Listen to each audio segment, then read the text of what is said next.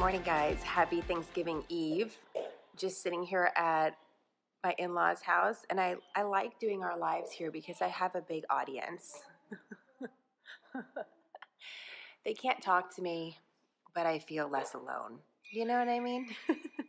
I also have my little girl running around with, hey, Liberty, do you want to show them the horse? Liberty, you want to show them the horse? Come here. Let me see the unicorn. We have horses going on. We have Cousin Henry under the pool table. Can you bring the horse over? No. No? No? Can you please bring it? They want to know when they hear that galloping sound. Hope you guys are hopefully relaxing before Thanksgiving, the big holiday. So we're going to cover a little bit of everything today. I want to talk to you about international news that I think is really important, and we're going to need to get over. You need a diaper change. I mean, really, the timing? Really? Give me like 10 minutes and I'll change your diaper. I mean, we've been sitting here for an hour. Isn't that always the case? Okay. So I want to cover a little serious news to get started. And then we're going to talk a little bit about the history of Thanksgiving, which is so cool. I've been looking into it, totally geeking out about it. And, you know, I love that stuff. I love geeking out about U.S. history.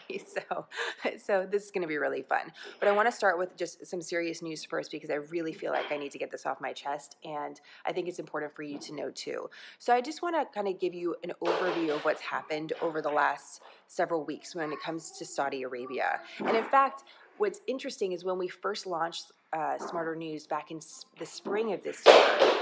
Sorry, that's a pool ball falling off the table onto the wood floor, so I'm sure everything's totally fine. Hey, Henry, don't throw those off the table, okay? When we first started SmartHER News in the spring, that's when, right before the new crown prince of Saudi Arabia was coming on this massive trip to the United States, and everyone was looking at him as being someone to have a lot of hope in, because the thinking was he's going to be more moderate, more forward-looking, more modern than past rulers in Saudi Arabia and the Saudi kingdom. And so there was a lot of high expectations. And that's one of the reasons why what's happening now between the United States and Saudi Arabia has gotten so much news. It would have gotten a lot of news anyways, because clearly we're talking about the murder, a state-sponsored murder of a journalist. And that's, of course, the big story. So a couple weeks ago, we found out that Jamal Khashoggi, a critic of the Saudi government, was murdered at the Saudi consulate in Turkey. Over the weeks that followed, Saudi Arabia admitted that they actually did murder Jamal Khashoggi. It started off saying it was an accident. It was, went back and forth on it. The bottom line is that they admitted it. Over the past several weeks, the United States has tried to figure out, well, what's our position on this? Because we need Saudi Arabia as an ally in the Middle East. We're also putting these new sanctions on Iran at this specific time. What are we going to do? And so what we have done is the U.S. Treasury has put sanctions on 17 individuals that were found connected to the crime. But then on Friday night and over this past weekend, there's been a variety of reports that the CIA and our intelligence community overall found that the Crown Prince himself ordered the murder of Jamal Khashoggi. This is bad. But again, it's reports, and it leads me to ask some questions about, why were these reports leaked? Who's leaking these reports? Is it reflecting a division between the intelligence community and the administration? What's going on here? So President Trump is now in Mar-a-Lago, where he's spending the Thanksgiving holiday. Yesterday, before he was leaving, he was going to get a briefing on this precise topic, and he made a statement afterwards of dramatic support for the Saudi government. Now, a lot of lawmakers, including other Republicans, say this is a really bad move.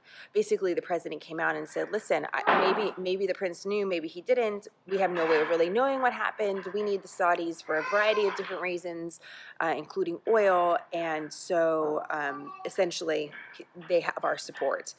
Now, Republicans like Senator Lindsey Graham say we can't do that because we're not showing any repercussions for what is a state-sponsored murder, and it's totally unacceptable. And if we don't do anything now, then what's going to happen next?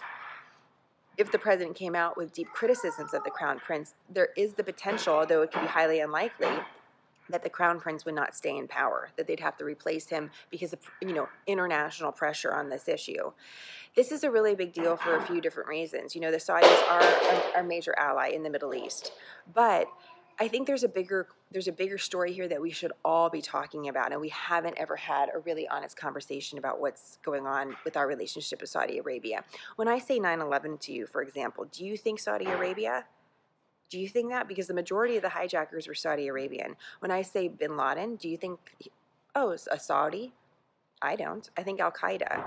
See, we've sort of divorced some of these stories from the facts. And I'll tell you this, it's very hard to find people that will speak very plainly about Saudi Arabia because a lot of Saudi Arabian money is in think tanks in Washington, D.C. They've been very smart about that. By the way, a lot of countries do that. They're not the only ones. But have we really had an honest conversation about our relationship with this ally over the last several decades? Does this ally share our values enough to remain an ally? And on Thanksgiving, when we're reflecting on what is America, what are our values, right now, that also involves, hold on, I got to deal with that. Hey, Liberty, I need that right now. Yes, ma'am. You can't. Okay, give it to Henry, but you cannot bounce that on the floor. It is a pool ball. Hey, Henry. Hold on one second. Henry, I need this. We can't play these with her because she's too young, okay? I'm sorry. Let's just put them away. Let's build blocks. Liberty, let's build blocks right here. I'll do it with you. Don't you do that. Okay, that's it. Okay, but listen. Put them in the hole and do not throw them on the ground. I tell you, I think foreign policy is a lot like dealing with toddlers. You have to be very direct, and there has to be really severe consequences. That's exactly what I'm talking about when it comes to Saudi Arabia. I mean, are we really having an honest conversation about what we want our future relationship to look like? That's all I'm saying. And I know that was long-winded, but I think it's really important that we think about it, this story, not just in this vacuum of this murdered journalist, but in...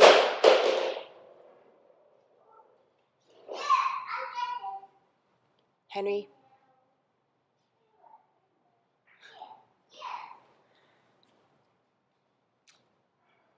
We can't just think about stories in the 1 week that they're happening. We have to think about them overall. And that's why I'm asking this question. Every 9/11 anniversary, do we talk about Saudi Arabia? Do we? We don't. We never talk about them. Why not? Why don't we do that? What's going on with this relationship that we haven't really had a really honest conversation? You can be friends with people, you just have to be honest about who they are. And are we actually being honest? And what does that mean for our relationship moving forward in the Middle East? Those are what I'm saying. Okay. Sorry about that. Can we move on to happier things? Like Thanksgiving traditions that we don't know anything about? Because I'd really like to. Okay, so let's talk a little bit about our Thanksgiving and what our traditions are in America. Did you guys, do you know what we actually served on Thanksgiving? This is going to be something you're going to see tomorrow on our website. But what we've served at Thanksgiving is very different than the meals that we have today. And one of the items that I did not know was present was likely eel. And a lot of seafood, because of course it was a coastal town, and so that's something to know. Also, when we're talking about the birds that were served on Thanksgiving, the first Thanksgiving, wild turkey potentially was there, but other birds too, like duck and geese and maybe even passenger pigeons, which I didn't know about. And one of the original items that was likely at the first Thanksgiving was pumpkins. And we did a whole card today on gourds because we use gourds all the time to decorate all sorts of things in our house, right? You see them all over the place. But what is a gourd? What is it really? Do you know? Did you know that gourd is a fruit? I had no idea. I mean, how did I make it this far in life and not know that a gourd was a fruit? A gourd is a fruit. It's been used for 8,000 years in different ways. I think he went into the kitchen. Go ahead. You can go. He went into the kitchen. So a gourd has been used for 8,000 years as bowls, as wheels, as all sorts of crazy things. You can eat it, but it's not really that good, so you should know about that. So I don't know if you should really attempt it, but if you wanted to, you could remove the skin and boil it. But why do that? There is a American Gourd Society that's been around since like the 1930s. I don't know who they are, but I want to hang out with them. I don't know. I think that's so awesome. And apparently over the last several decades, you know, the price of gourds has gone way up because we're using it for all sorts of decorations. So anyways, I thought that was sort of weird. And I'm so grateful to Jill, for our teammate here at SmartHER News, for doing that. Look at what's at our table right now here. This is, I can show you. Sorry about that pause. My daughter just asked for ice cream. Hey, Beth. Okay, so those are the gourds that are on our table. Liberty, you cannot eat that. Okay, so that's something you should know. Finally, last thing, and then I'll leave you guys because I'm not going to do one of these for Thanksgiving because I know you're going to. Okay, I'll be right there. I'll be right there. Where's the puppy? The puppy will come over later, okay? There's this puppy that my sister-in-law has. It's so cute. It's crazy. Okay, just so really quick. You know what's crazy, you guys, is that this week we were talking about the Gettysburg Address, right? It started in 1863. President Lincoln did it at the Gettysburg battlefield. 1863 is such an important year because not only was it the year that President Lincoln gave clemency to Turkey on Thanksgiving, but it's actually the year that he decided that Thanksgiving would be a national holiday. And one of the reasons for that is that there was this question about how are we going to bring the country together that's at civil war. And the Northeast really celebrated Thanksgiving, but the majority of the country did not. And there was a woman by the name of Sarah Hale, and she is the same woman who wrote the nursery rhyme, Mary Had a Little Lamb. And she did this because she was a widow of 5 children, and to support herself, she wrote poetry, and that was one of the poems that she wrote. But she also was an editor of a major women's publication, and one of the things she liked to do is, you know, talk about what was important to the country, but also what was important in a woman's life. You know, how do you raise children, and what sort of recipes should you cook, but also, you know, why slavery should be abolished. I mean, she tackled all these different issues, and she started campaigning herself for politicians in the early 1840s, mid-1840s, to make Thanksgiving a national holiday. And she finally got through to President Lincoln in 1863.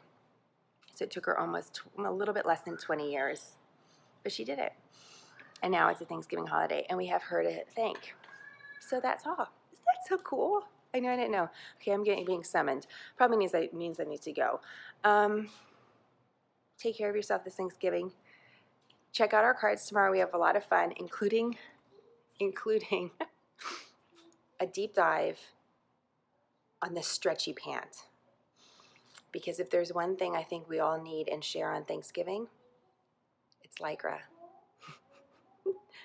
I may jump on to tell you a little bit about that tomorrow. So that's an American invention too. Thank goodness. What would we do without it? I know. Okay. Have a great Thanksgiving. Thanks, Precious. Hope you're doing good in upstate New York. Love seeing you guys, your names, and being a part of your life. So thank you so much. Okay? And I'm going to go change a dirty diaper because my life is as bare as it looks. All right. Bye, guys. I'll talk to you later.